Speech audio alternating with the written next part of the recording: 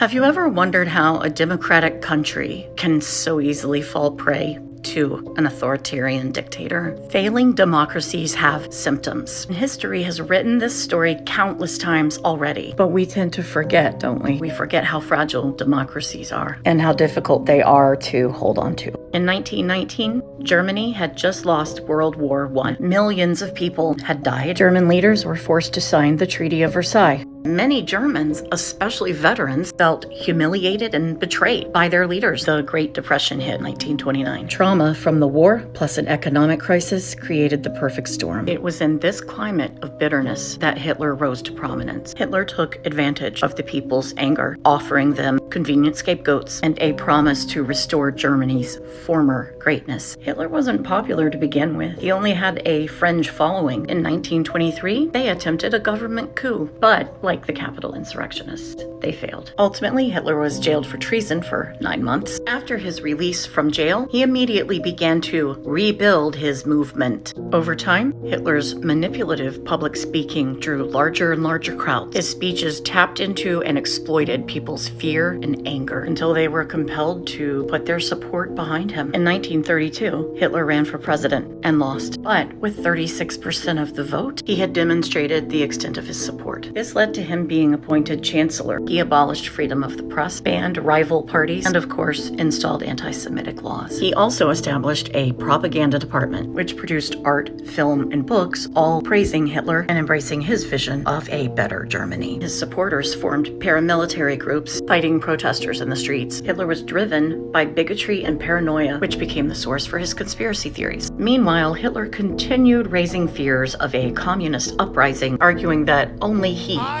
could restore law and order. Long-suffering Germans believed they'd found their savior. Prominent leaders and businessmen in the community ended up endorsing Hitler. They were disturbed by his rhetoric, but they assured and convinced themselves and each other that it was only for show, that certainly he'd tone it down once in office. In 1934, after President von Hindenburg's death, Hitler declared himself an absolute dictator. Hitler's words found resonance in a society with many anti-Semitic people, much like Trump's words found resonance in a society with many racists, both overt racists and closet racists. But here's the good news. The important role of vigilant citizens in preventing the rise of tyranny cannot be underestimated. This is why we can't afford to look away. We continue speaking truth to power, especially those of us who currently have social privileges. Always remember that the choice to not pay attention, to look away, is a privilege itself.